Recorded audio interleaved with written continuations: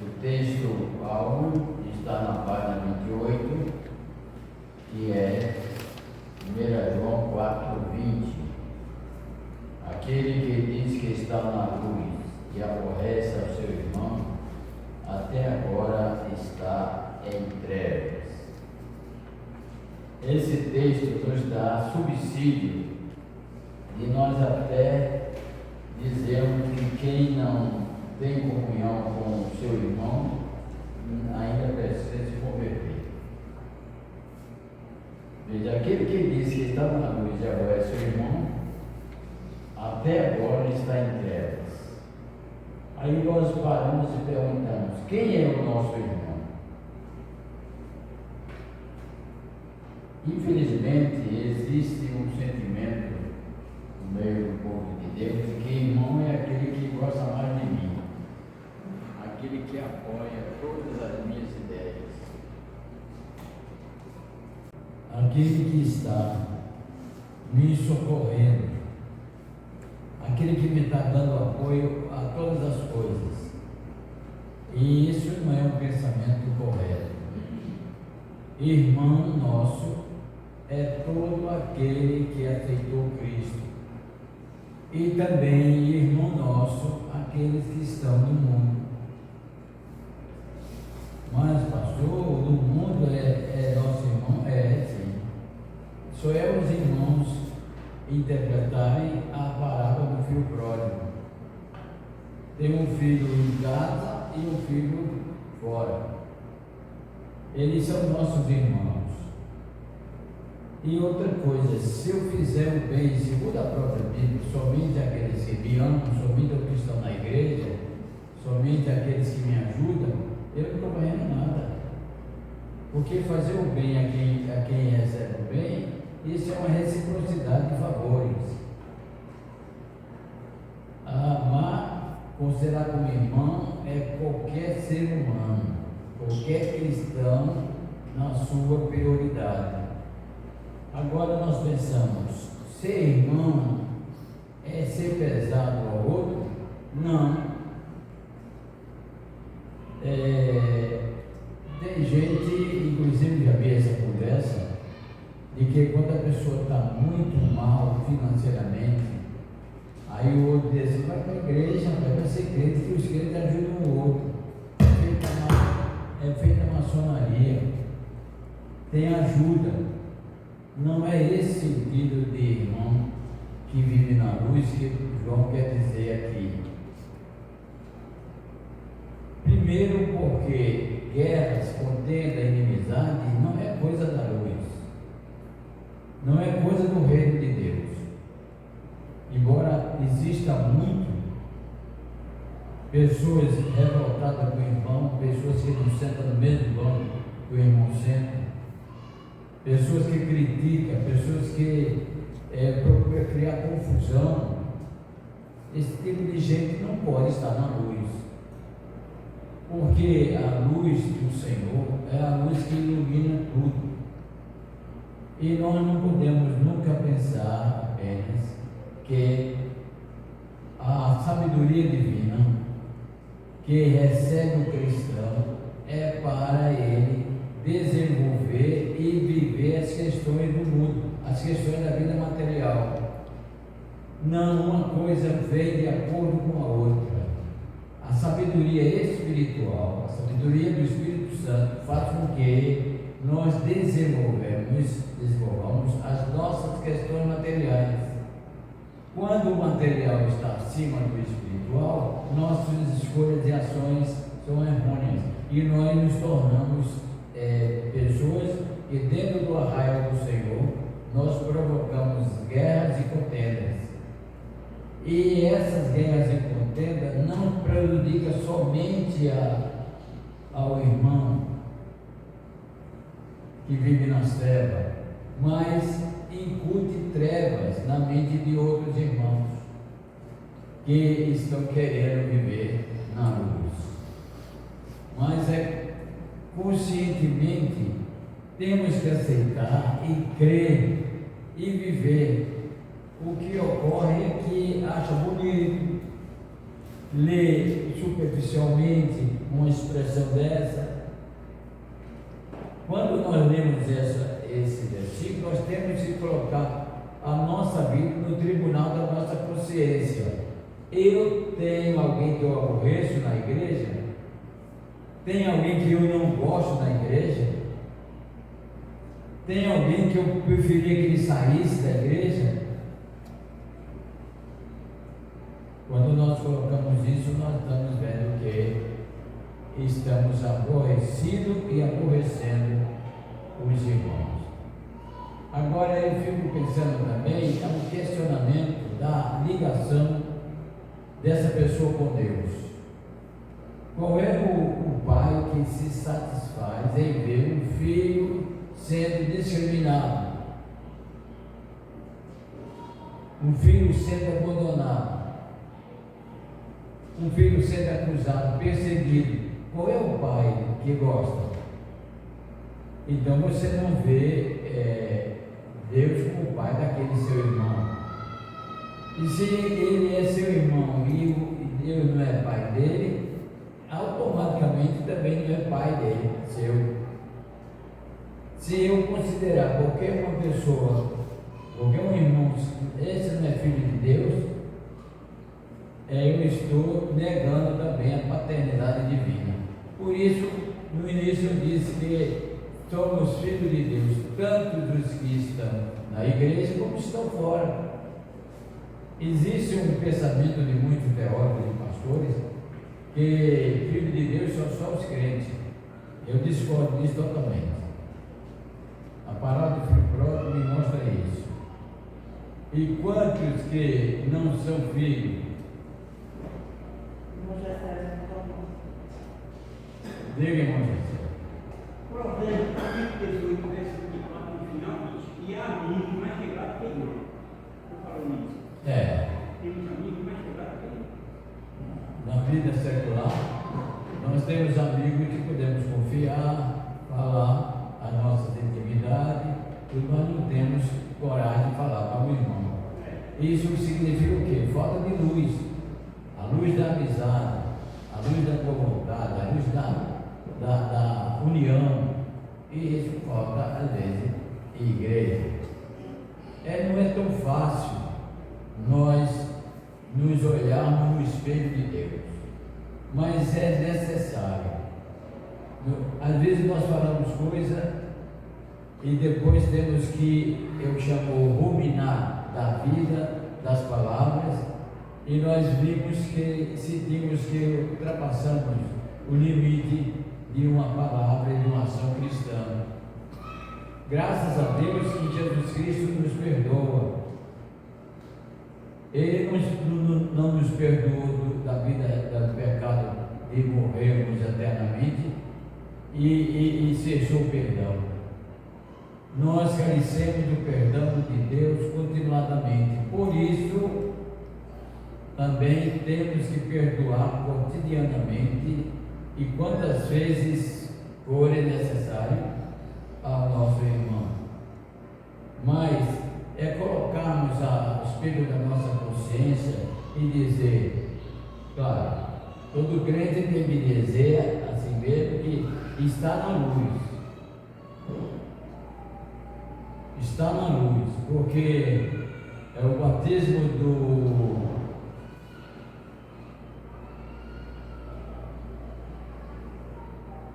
Deixa eu ver se chega.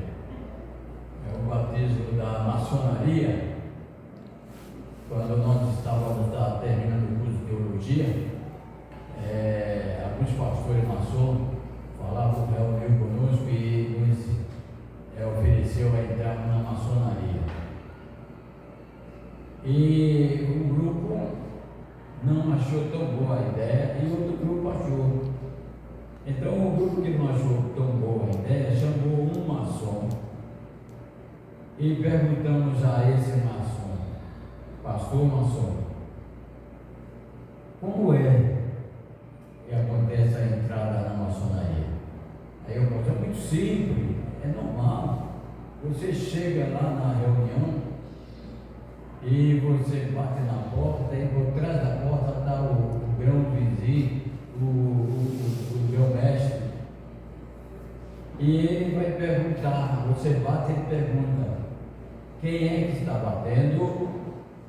Aí o candidato à maçonaria diz assim, é uma alma em busca de luz. Então quando eu falo isso, eu digo assim, eu não posso dizer isso porque eu vivo na luz. Então o cristão não pode fugir dessa ideia, nós vivemos na luz. E o que é que a luz serve? Para que a luz serve? Para nos mostrar tudo. Sim. Nessa frase que você fala, ainda falou que o conceito desse reino particular, é como se você fosse se converter a um reino particular, só Deus, né? Você está sem luz, precisa de uma luz que é uma luz especial de Deus, né? Não é mais do reino de Deus, mais Deus. É a luz da maçonaria. E se nós, como cristãos, procurarmos outra luz, nós estamos negando a nossa declaração de amor a Deus. Então, eu vivo na luz.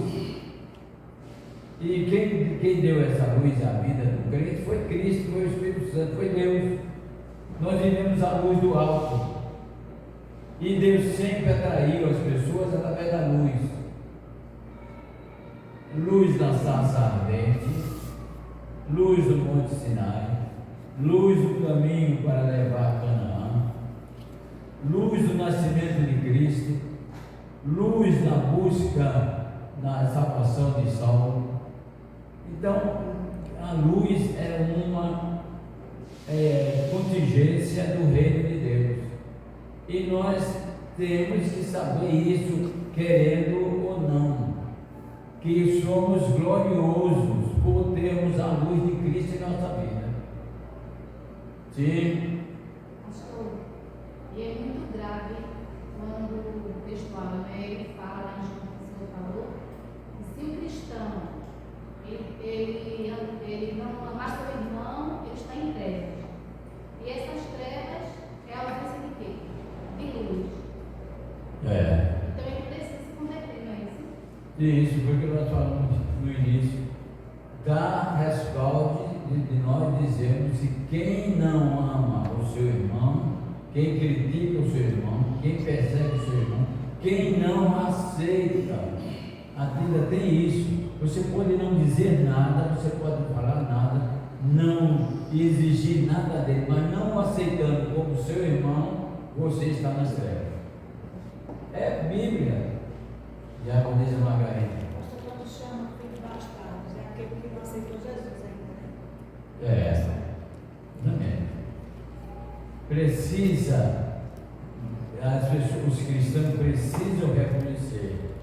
Nós não sabemos ou não usufruímos dos valores que nós recebemos de Deus.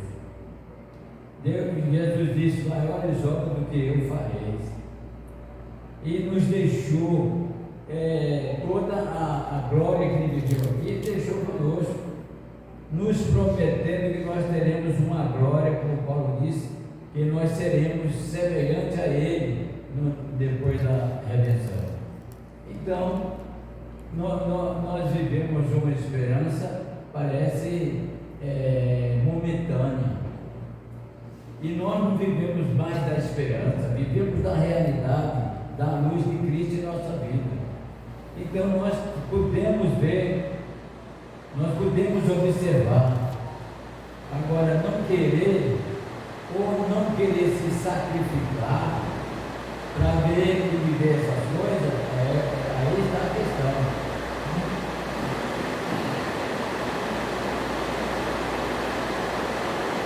Nós paramos.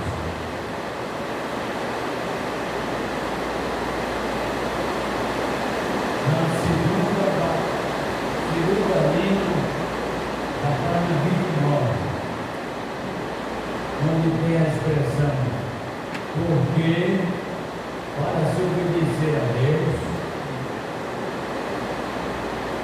cumprir a missão do Filho de Deus, ser explanador da paz e riquezas espirituais aos corações das pessoas, Jesus se sacrificou para fazer a vontade do Pai.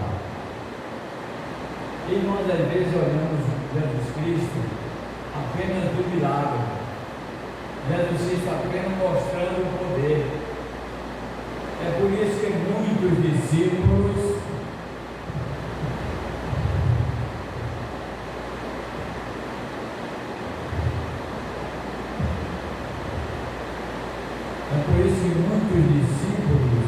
se decepcionaram com Jesus Cristo,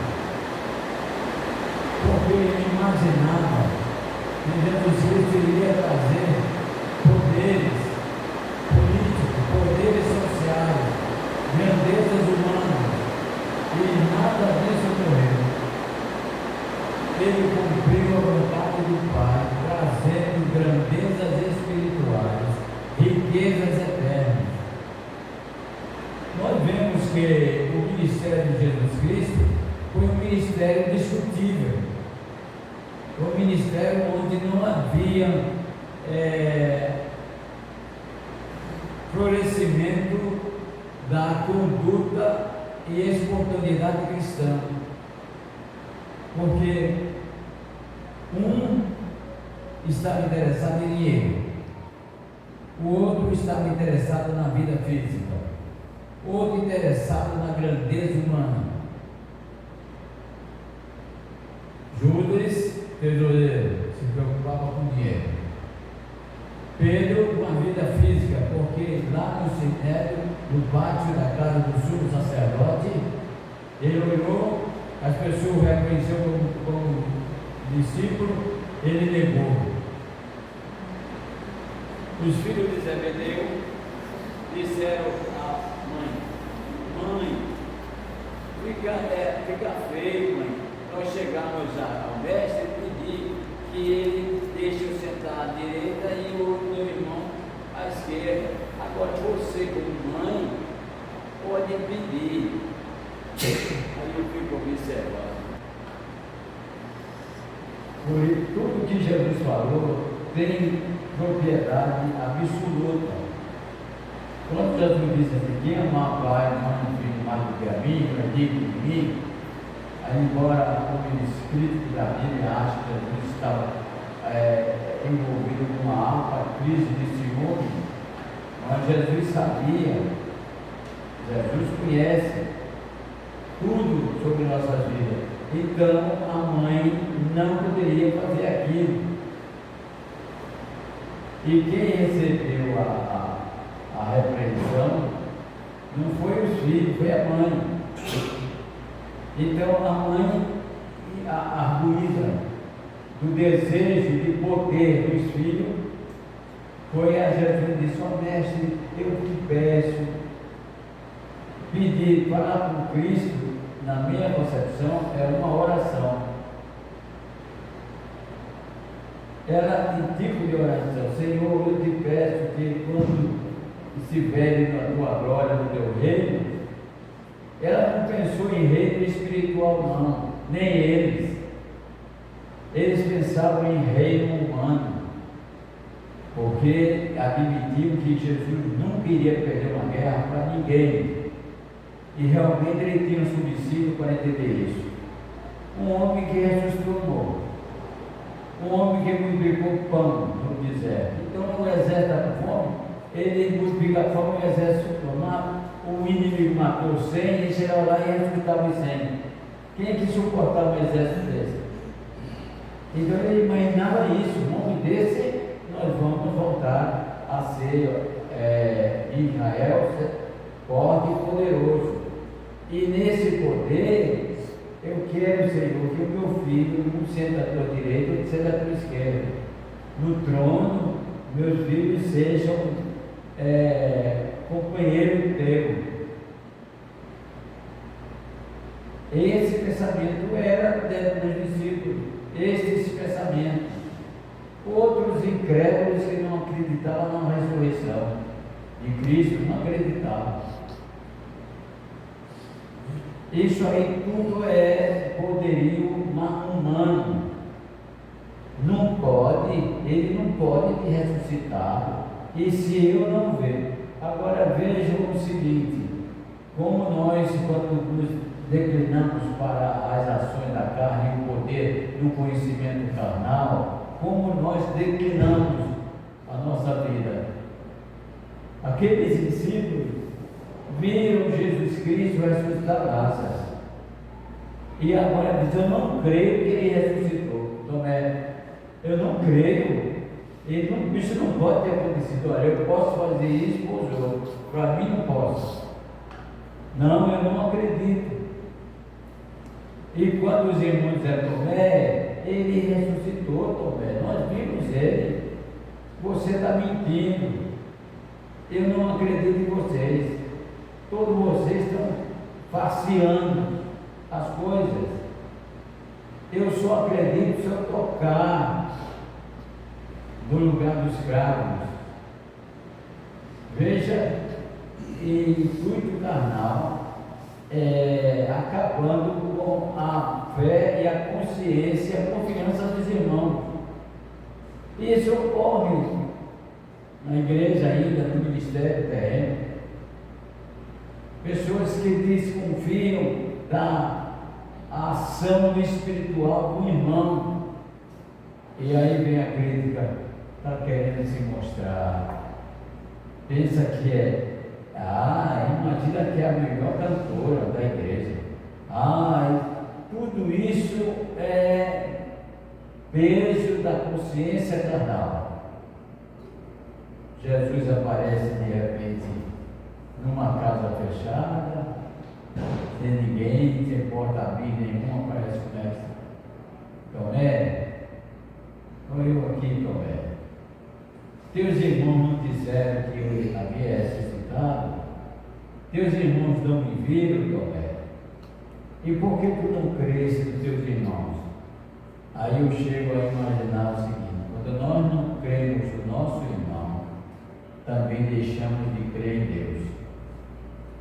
O que nós podemos interpretar desse texto. Tomé, teus irmãos disseram que eu ressuscitei, e tu não creste?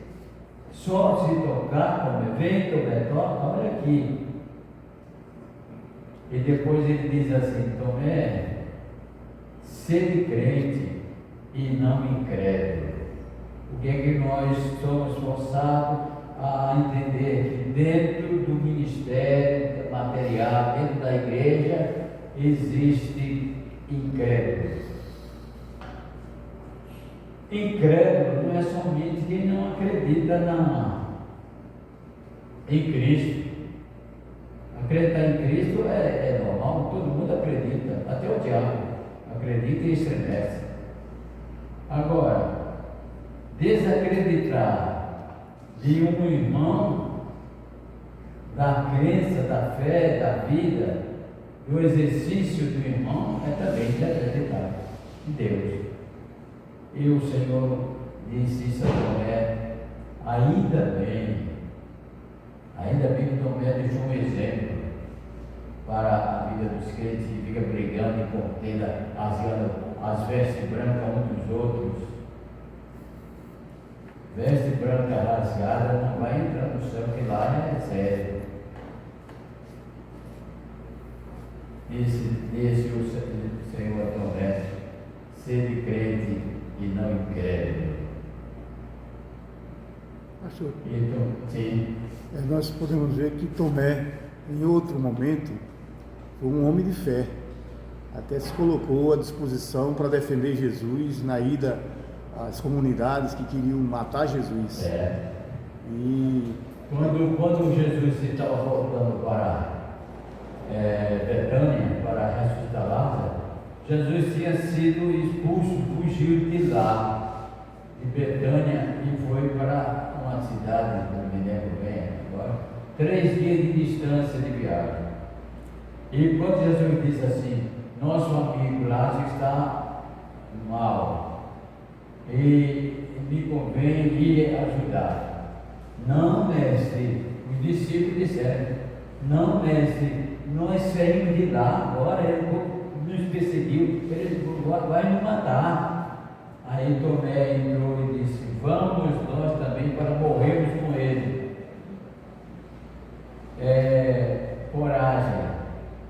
Coragem. Agora o que a gente fica observando? Coragem pode ser um impulso humano, material. Porque a gente vê tanta gente que não tem nada com Deus, ter tanta coragem, fazer tanto ato.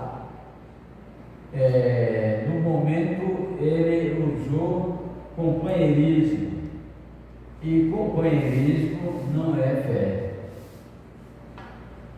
E tudo que ele fez, Jesus Cristo disse: sede crente, porque tu és incrédulo. É o que eu sempre digo: serviço não é culto. Trabalho na obra de Deus não significa cultuar o Senhor.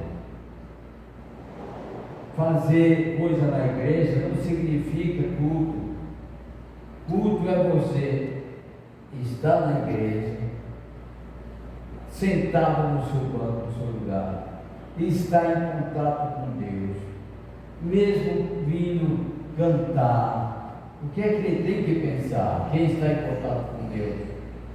Senhor, me usa para que eu toque os corações. Com o que eu vou fazer? E que esses corações tocados, Senhor, se dobrem a Ti e se salvem. E os cristãos, Senhor, seja renovado a fé, a esperança. É esse o desejo do crente espiritual. Mas a gente vê tantas coisas, eu tenho medo de cantar esse hino, porque não, Deus me chamou. Então você é espiritual. O crente espiritual não tem medo. O crente espiritual não se sobrecarrega de coisas humanas. Não é o vizinho que vai dizer que eu não presto, mas você sabe. Sabemos que os cristãos não são amados pelo mundo. Sabemos disso. A gente tenta trabalhar, ser amigo do vizinho, de outro, mas o mundo não ama os cristãos. Temos que ter sabedoria para conviver com ele, mas amor ele não tem para os cristãos. Então, Tomé estava no impulso de defesa, de companheirismo, de serviço, mas era incrédulo. Isso chama a atenção para a gente analisar a nossa posição. Nós somos servos de Deus, estamos na obra, estamos fazendo isso, mas qual é a nossa posição? É de incredulidade? Porque se nós falamos do nosso irmão, guerreamos, levantamos contenda, nós estamos guerreando contra Deus. E eu fico pensando, essas pessoas que guerreiam a igreja, que procuram criar problema, que procuram mostrar dissensões, quando não observa quando Gamaliel chamou o conselho e disse ao Sinédrio que estava perseguindo a igreja de Cristo, que Saulo se adiantou, pegou carta branca para perseguir, Gamaliel deu um conselho ao Sinédrio, que esse conselho é um conselho que deveria ser individual para cada cristão. Na luta, Gamaliel disse: cuidado para que não vos acheis lutando contra Deus. E o crente que luta para diminuir a alegria, a fé, a espontaneidade, a espiritualidade de outro irmão, está lutando contra Deus, está discriminando o Filho de Deus, está massacrando o Filho de Deus. Se você acha que Deus é justo, então não acha, não crê que Deus é justo, porque se cresce não faria isso. Então vem às vezes as questões: por que, Senhor? As palavras que mais se perdem no mundo evangélico, no mundo cristão, no mundo religioso é essa: por que, Senhor? E todo mundo pode responder isso. É só retroceder suas ações e seus pensamentos, porque é uma lei que não pode ser mudada.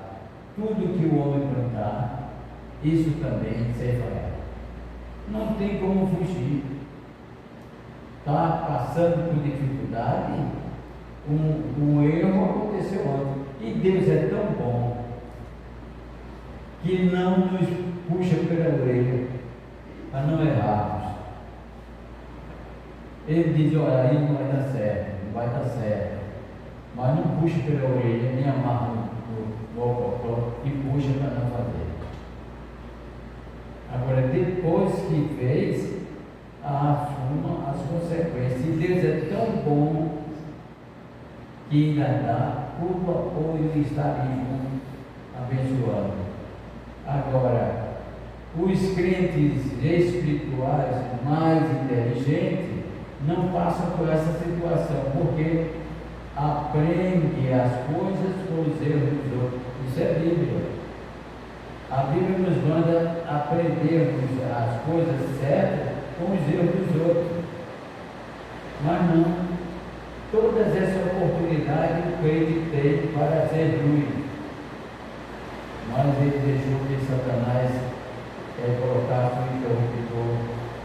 E Satanás tem apagado a luz de crentes audaciosos, crentes criticadores, crentes que semeia contenda, semeia guerra, provoca discussão insensata entre irmãos. O diabo já ligou o interruptor. Não tem luz, é o que diz João. Não tem mais luz. E quem não tem luz, anda nas trevas. E quem anda nas trevas se dirige para o abismo. Se ele tiver o exemplo de Tomé, que Tomé cometeu o erro, mas ele teve um momento, caiu aos pés de Jesus e disse: Senhor, meu Senhor, me perdoa. O que mais coisa ele falou aos pés de Cristo, mas caiu aos pés de Jesus Cristo, pedindo perdão. Se o cristão seguir esse exemplo, aí vai ser novamente colocado a mão no ombro, Cristo lhe dá a mão e o restituiu ao ministério apostolário. O crente também, ele levanta a mão e o restitui ao ministério de amor, confraternização, amizade e esperança na igreja. Mas o diabo se adeia com muita vida. Qualquer coisinha, tem algumas pessoas que gostam de ouvir e transmitir. Ouvir coisa que sabe que vai dar problema, vai criar intriga, mas ele tem o prazer de desenvolver e transmitir. Ei, pastor, essa pessoa, ela faz com prazer, sabendo que vai causar mais problema, vai como se fosse um ventilador, e se diz ser crente. Como é que uma pessoa que vai levar um problema para o outro, assim, transmitindo uma coisa assim, para formular, como o senhor fala, uma coisa grande, pode se dizer o crente em comunhão com Deus? Como pode? Não tem luz. Não tem luz. E é muito bom analisar. A igreja tem que viver comunhão. E sem comunhão não existe igreja. Então, existe um ou outro que desvirtua. Mas nós não vamos condenar o balaio de laranja porque tem uma, duas podres. Tem que tirar as podres.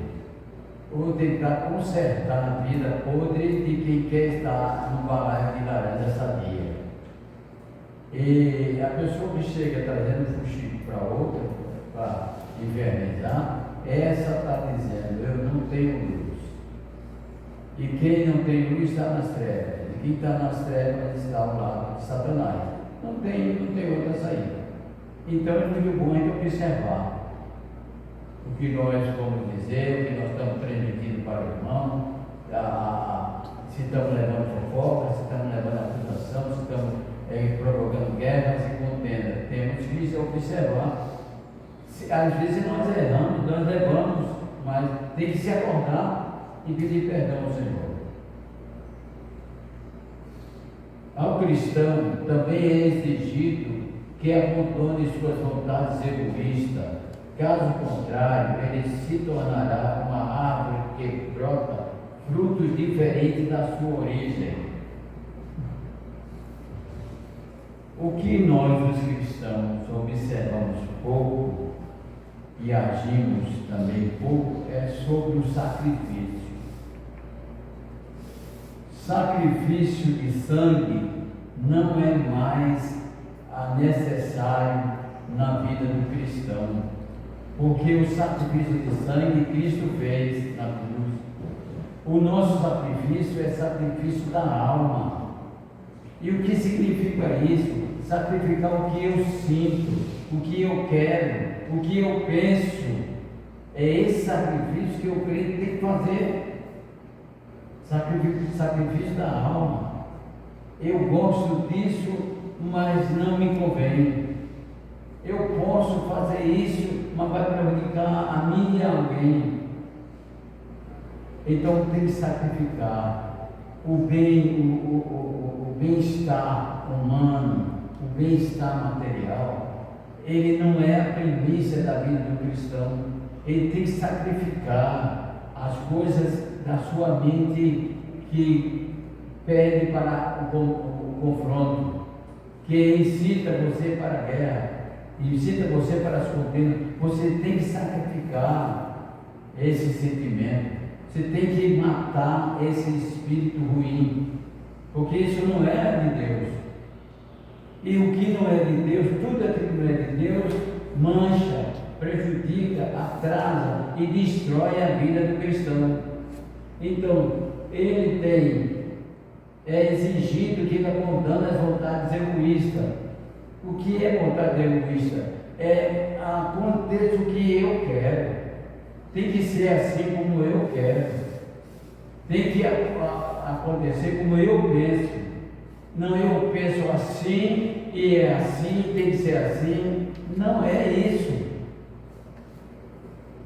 Cristianismo é comunhão, é grupos unidos para um só objetivo e para o diz, tem de vós o mesmo ânimo, que significa o mesmo impulso de vontade de fazer a obra de Deus e ter visão de que maledicência, fuxico, contenda, isso não é de Deus. Sim.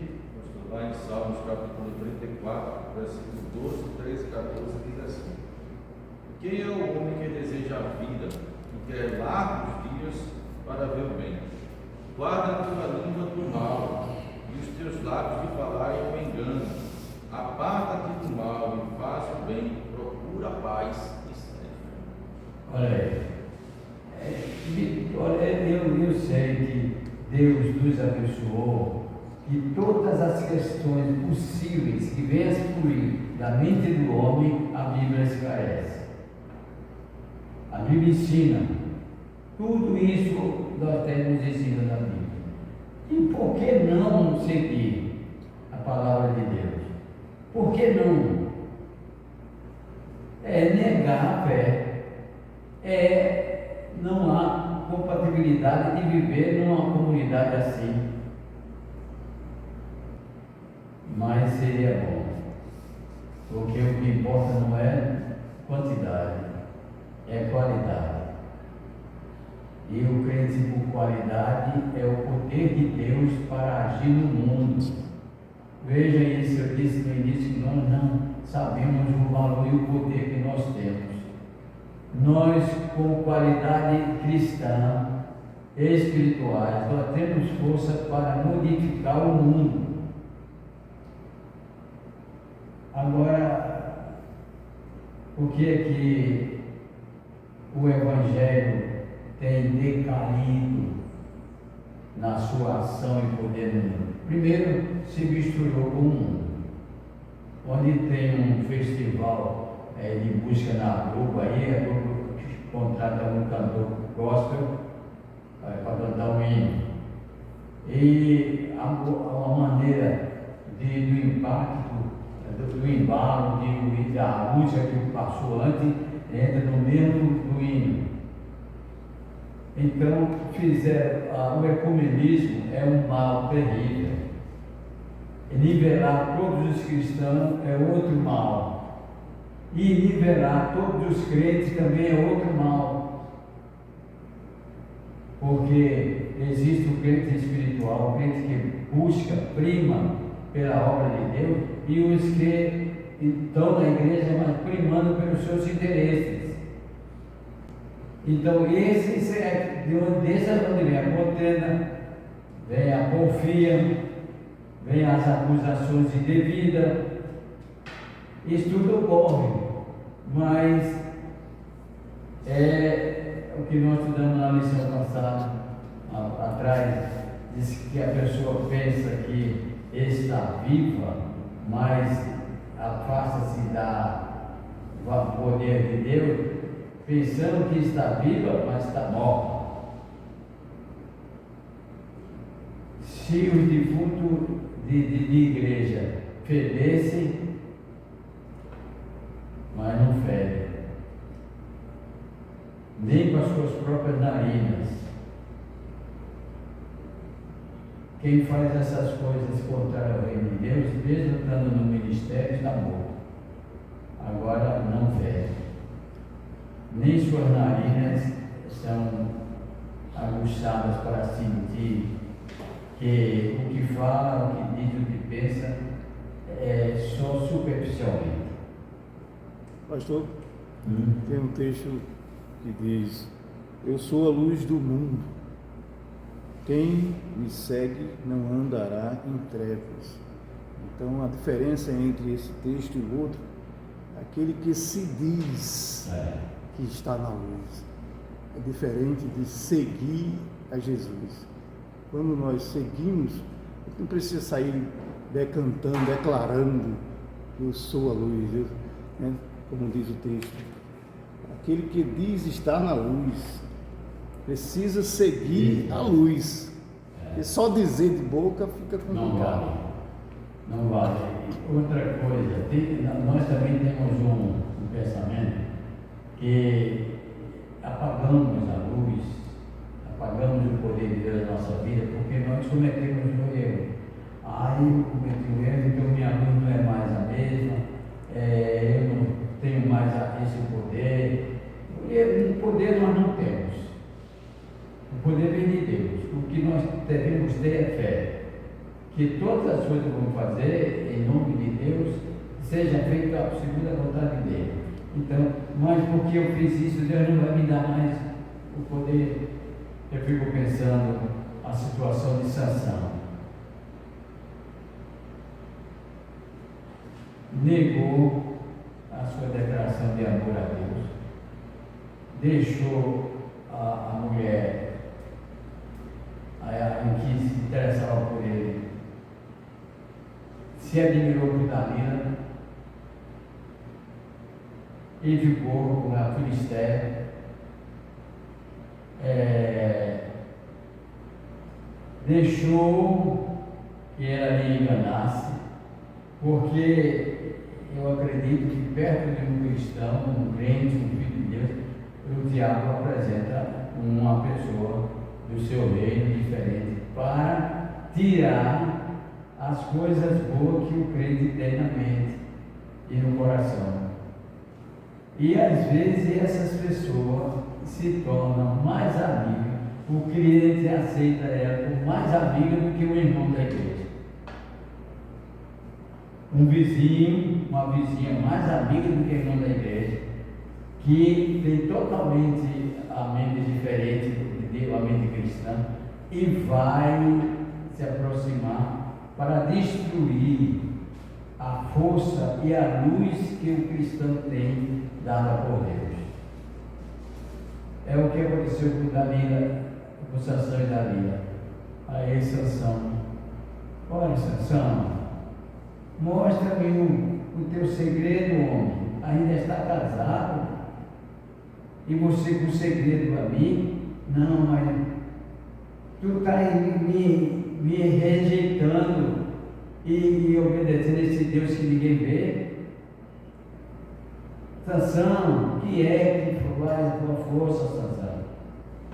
Porque quando o filho de Satanás se aproxima do filho de Deus, é por interesse, não é por amor, não é por amizade, é para roubar a luz.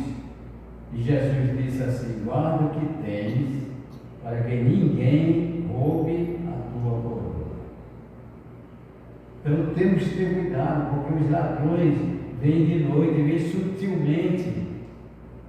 O que quer roubar a minha luz espiritual pode ser um amigo meu que está bem perto.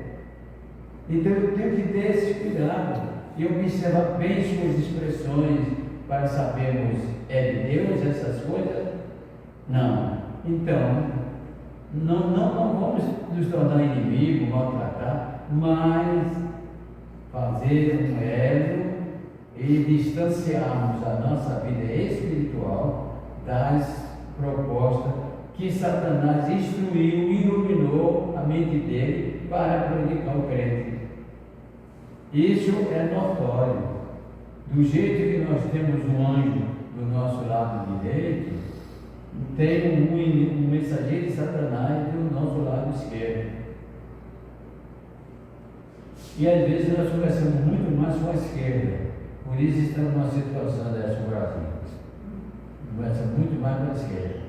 E alguém já chegou a dizer que a Bíblia é um livro que a esquerda no Brasil diz que a Bíblia é um livro preconceituoso e ditatorial e preconceituoso, porque tudo que ele fala, o bom está na direita.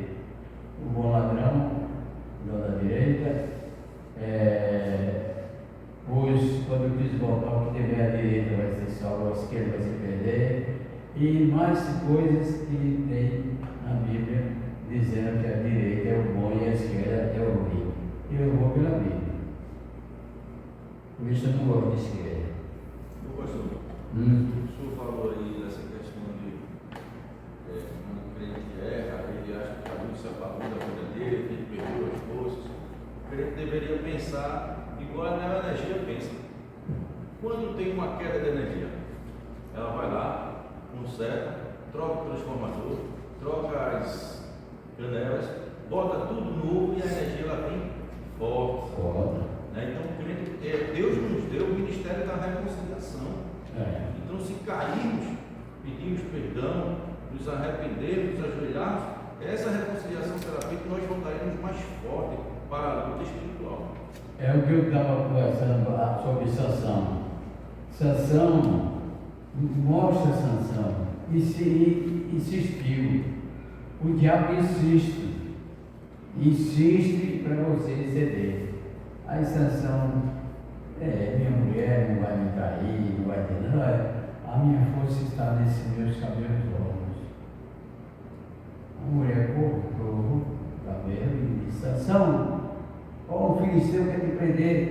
Quando ele se levanta, cadê a força? Isso significa que nós deixamos o inimigo cortar a nossa força espiritual com o que ele se apresenta, e mais com o que nós dissemos, mais com que aquilo que nós afirmamos. Sansão afirmou que era aquilo, e por isso ele afirmou coisas que não era para ele dizer, porque eu digo que os crentes, todos os crentes, têm uma intimidade com Deus, e tem coisas que ele não pode dizer. Eu digo que tem coisa que acontece na vida do crente, se ele contar aos outros irmãos, é mentira, eu não acredito. Então, tem coisa que você não pode dizer, que você viveu com Deus, e você vai ficar para você e Deus, e não adianta contar, porque eu vejo tanto testemunho aí, dito aí, o poder, eu não acredito nisso, não acredito. Elevadores de ações, criadores sensacionalistas de criar situações. E Sansão, uma coisa que eu quero trazer para mostrar aos irmãos a ação de Sansão, preso, mas esse homem pode botar a força e seguinte, fura o olho dele, furar o olho de Sansão. E aí vai perder um corpão desse, um homem forte desse para não fazer nada? Amarra ele no moinho e manda ele rodar o moinho. Agora vamos nos gloriar com a vitória do nosso Deus. Aí eu fico pensando, meu Deus, toda vez que um crente cai, existe uma glorificação ao inimigo.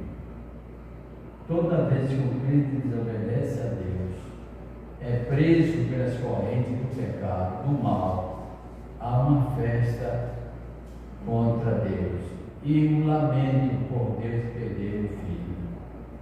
Vamos fazer uma festa ao nosso Deus, tá bom? Olha aí, tá bom, o inimigo dos filisteus, tá bom, entregou em nossa mão, e Sansão, passando por Sansão lá no templo, passeando, e Sansão não, nem sem ver nada, onde puxasse ele ia. É o que ocorre com o crente que se deixa cegar pela maledicência, pela acusação, pelo fuxico, pela maldade, está cego.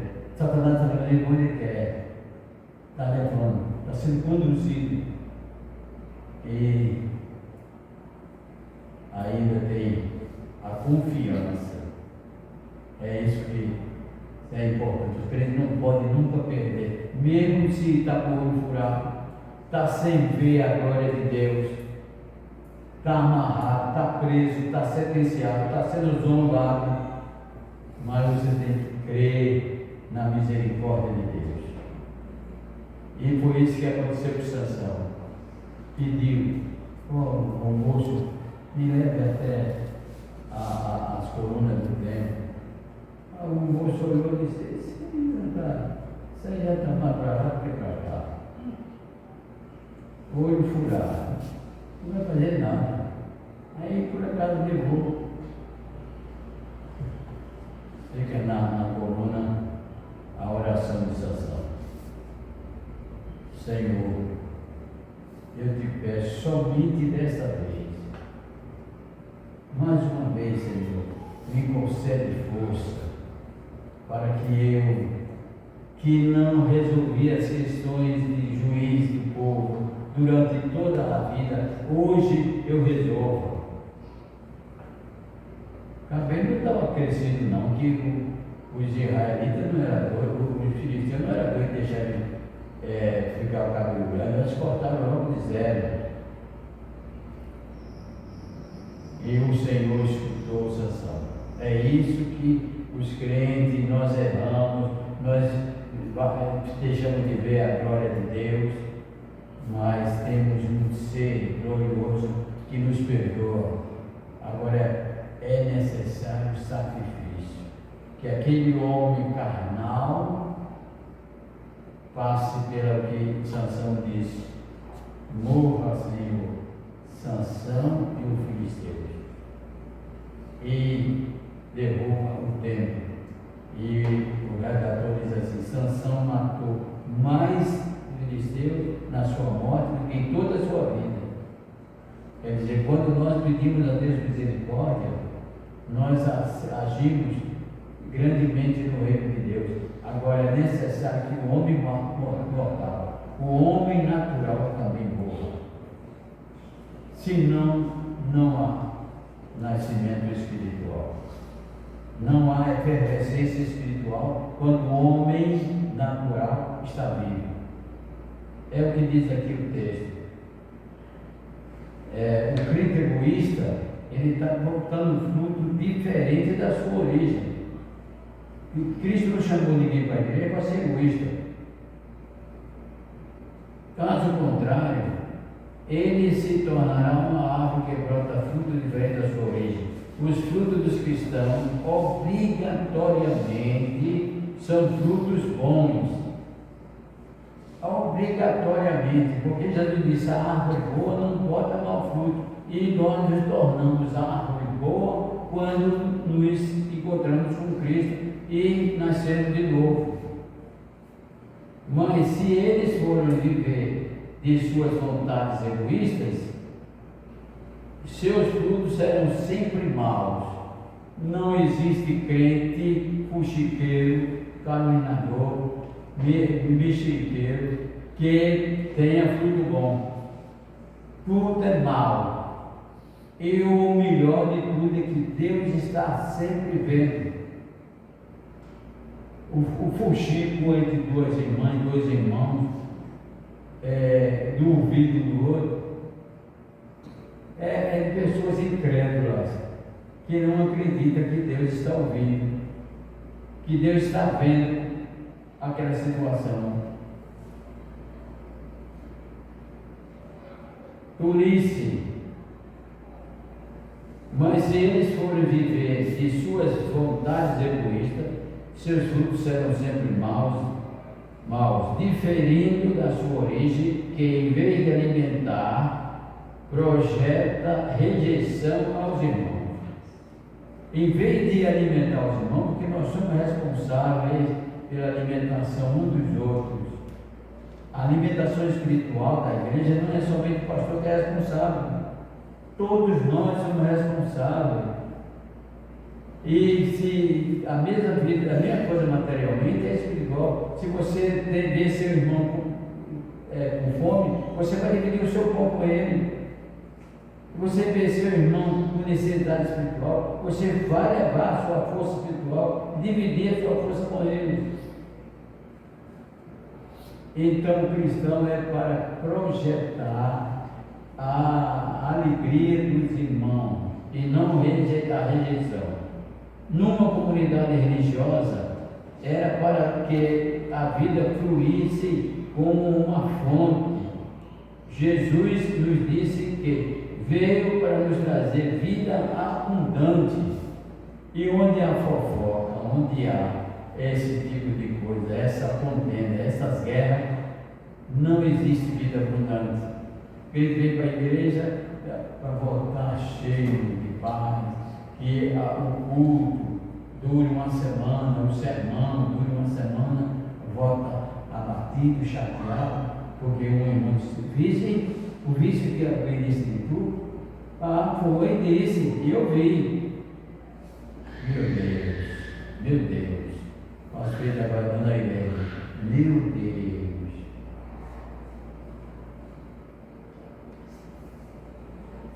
Mas infelizmente, alguém inserido no seu ministério morre enfocado no mistério de Jesus Cristo. Ele disse: vim para que tenhas vida e vida abundante. Mas infelizmente, um dos seus ministérios morre enfocado.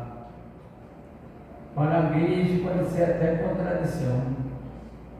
Não veio trazer vida abundante, porque um do meio dele, apóstolo, morre enfocado, porque pensava em dinheiro, estava no ministério, mas não pensava em religiosidade e espiritualidade, em bem-estar do irmão, pensava em dinheiro, pensava em guerra e vontade egoísta, pensava que Jesus dizia, porque Judas era macabeus, e os macabeus queriam que uma revolução, criar uma revolução para se libertar de Roma. Outros queriam sentar à direita e à esquerda do reino vindouro do Senhor. Isso não é vontade espirituais, não é vontade de crente.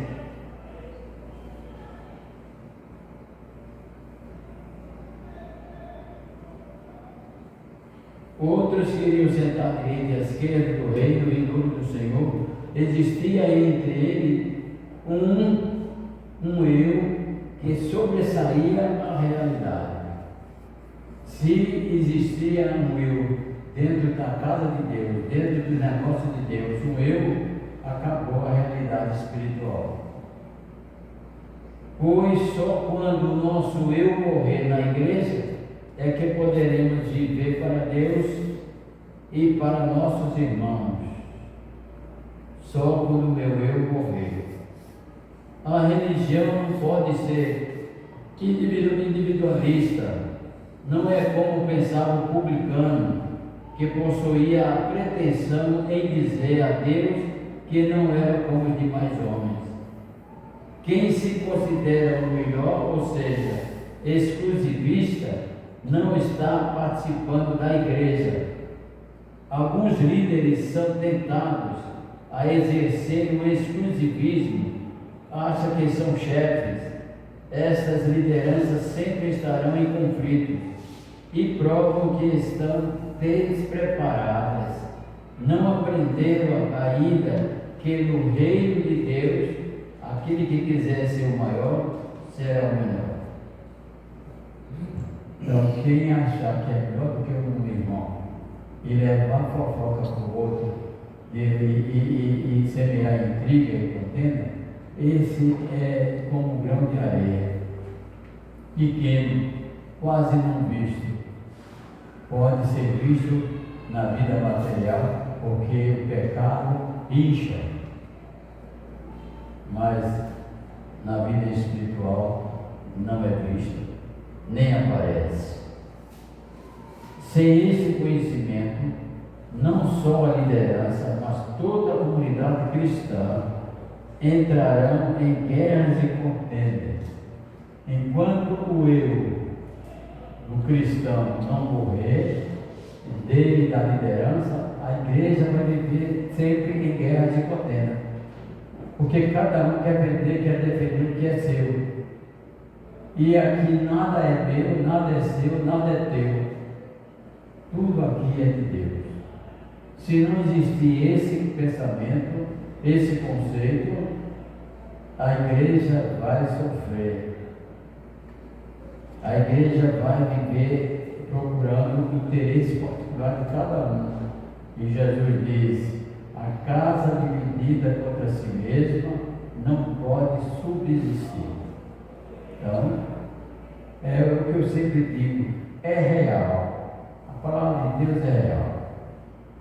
É luz, como o salmista diz. Lâmpada para os meus pés, luz para o meu caminho. Está aí na palavra de Deus.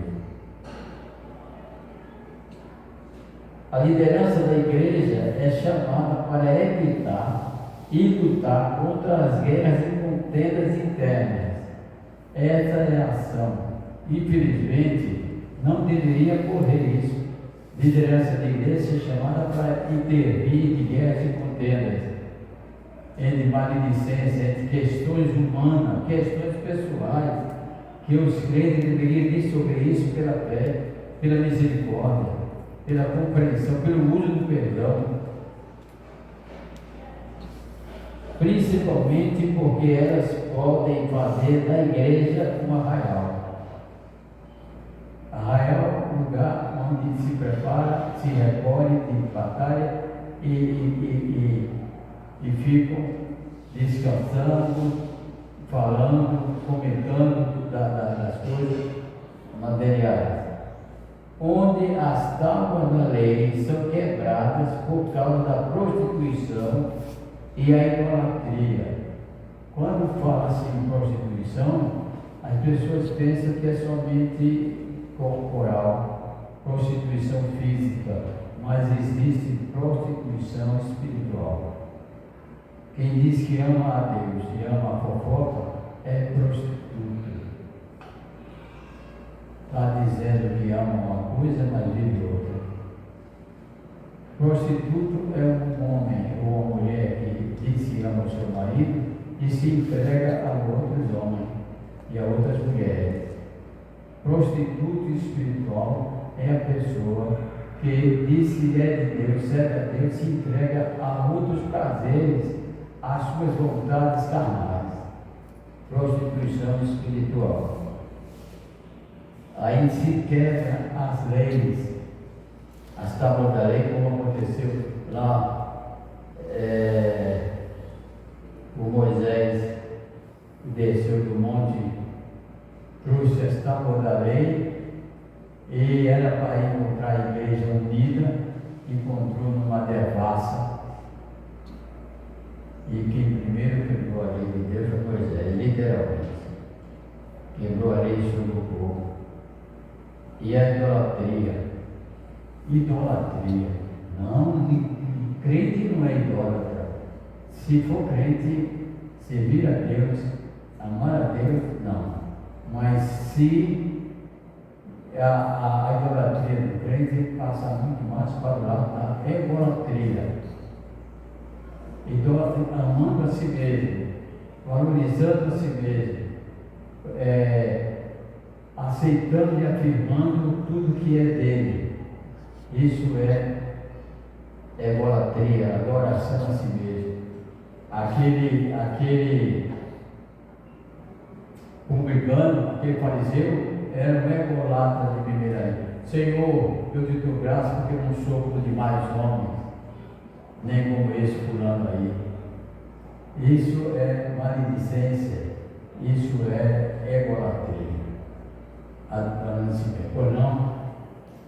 Pastor, comentando ainda sobre essa questão do falar e do extremismo, do levar e trazer, isso é uma coisa que é tão grave, mas tão grave.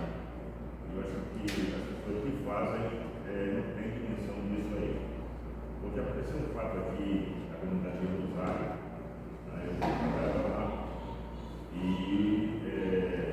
houve um episódio de uma garota que namorava um jovem na igreja. Ela era filha da dirigente de oração. E o comentário que ela já não era nada, era coisa do outro. E essa menina teve uma revolta tão grande que ela a questão saiu dos fatos da igreja. E ela mandou tal e foi para a justiça. Pastor, isso deu um problema tão grande, porque a indenização que a justiça colocou para dar para ela era imensa. E isso ia sair de dentro da igreja. E aí foi envolvido o pastor, toda a comunidade da igreja e tal, e tive que chamar a mãe para a dirigência de oração, e hoje em dia como se fosse uma diaconisa, para convencer a filha em lágrimas, para que a filha desistisse do processo. Porque o juiz, daquele que entende que a igreja tem dinheiro, e botou valendo mesmo, entendeu? Que é o valor lá em cima, e a mãe chorava de noite para essa menina desistir da causa, e ela insistente, orgulhosa na sua posição, achou que foi desmoralizada, foi desonrada por essa determinada correspondente da igreja, e isso foi vinculado ao ministério, e isso rodou muito tempo mesmo, anos, e muita oração da igreja, e aconselhamento. Eu sei que a menina, com muito tempo, foi lá e pegou a causa, mas só para dar uma lance aqui, que você está semeando, divulgando aquilo que você não tem certeza.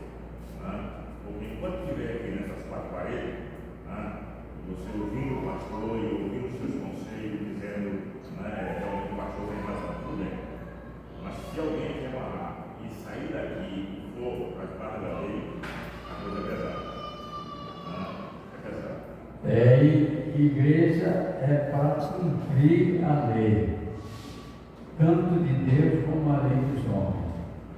Não pode afastar. Concluindo, terminar esse estudo. E sem contar que lá, você sabe no Ministério da Assembleia, que existe um pastor presidente e existe um pastor setorial.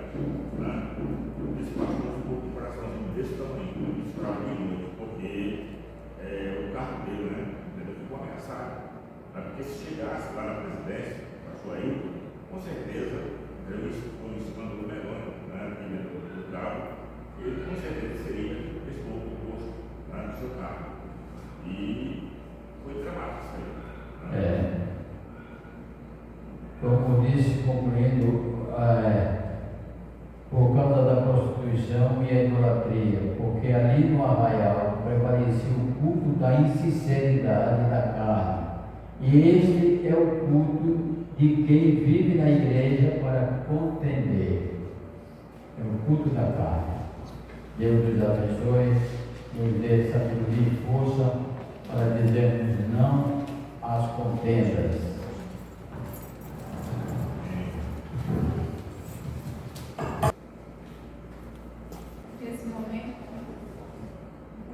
Nesse momento eu convido os irmãos para ficar de pé, para que a gente possa fazer a oração final da nossa escola bíblica dominical. E para essa oração eu convido o nosso irmão Maciel. Maravilhoso Deus, Pai querido do céu, Santo Deus, agradecemos a Ti, Senhor, a vida, a salvação, por estarmos aqui, Senhor, nesta manhã, ouvindo a palavra, Senhor, que é muito bom. Obrigado, Deus, pelo ensinamento aqui nesta manhã, por o seu servo. Aplica em nossos corações e nossas mentes, que possamos viver, Senhor, por esta palavra, Deus. Quero dizer, Pai, que temos um dia maravilhoso na Tua presença, que a noite possamos estar aqui por conta aqui, Espírito de verdade. Por isso que pedimos, te agradecemos, em nome do amor do Filho amado Jesus. Amém. Amém. Pode sentar, amados. E com a oração especial, a oração silenciosa, estamos dispersos.